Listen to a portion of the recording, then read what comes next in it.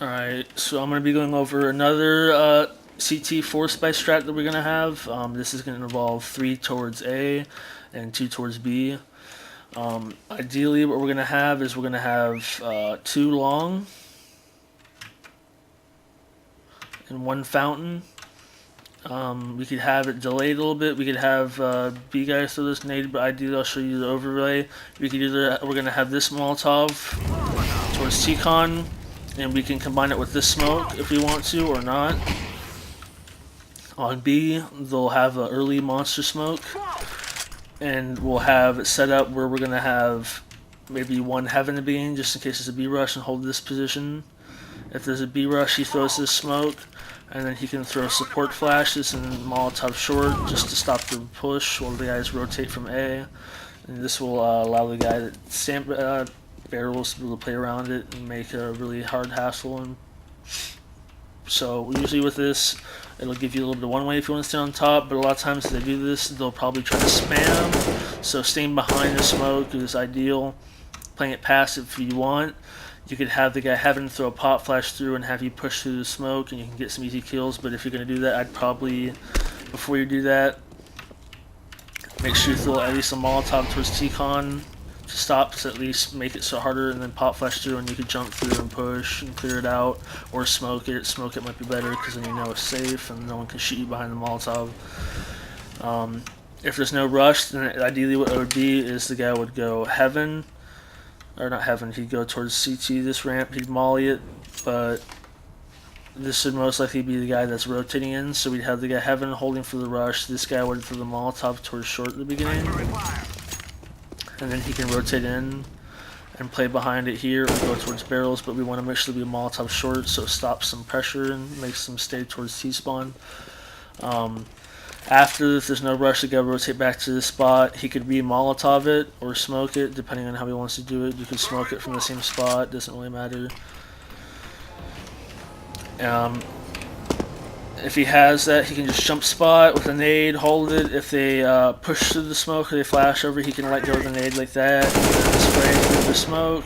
And if you have to step a little bit wider on this when you do that. So after you throw that Molotov, like that. You can get like easy kills or do a lot of damage that way. And he'd play late rounds, he'd most likely play rush on this spot right here. And the guy would spot sandbags, and this is a really good spot because he can really fight. If he wants to flash, he could have his teammate flash for him, or he could flash for himself by just looking at his dot like this. And that's going to go pop flash out towards monster, and it's a pretty good one, hard for them to dodge unless they're playing close so they can hear it. On A, the rest, it'd be the same Molotov that I showed in the other video, where you're running down with this Molotov and jump throwing it here. We're just going to molly T-steps. If you would like, we could also smoke it, which there's 2 ways you can smoke it. One, you come here from the top of this over to the middle of this, and you walk through and jump through. When you crosshair hits the bottom like that, it makes it flat, so it looks about like this.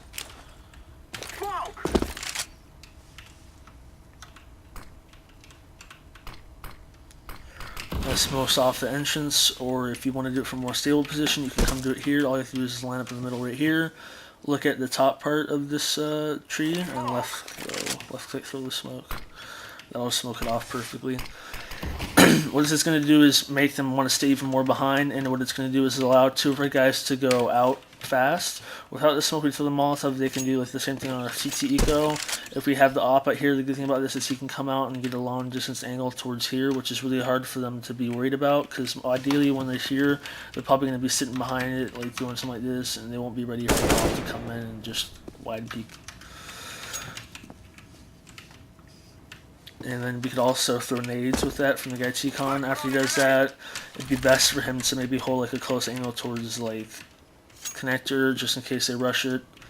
Or after he throws a utility, he doesn't push up T-Con, he just hits push towards upper, sorry. He watches T-Con, like connector or blue door, just to hear if they're rushing at all or what they're throwing for utility-wise. Late round, after we do that, we'll probably fall off. And remember, just with the same stuff, when we take this T-Con control, they're most likely going to either come up connector and push up, or they're going to go hit B fast, knowing that we have at least like 2 to 3 playing close on A. and that's going to be our B hit.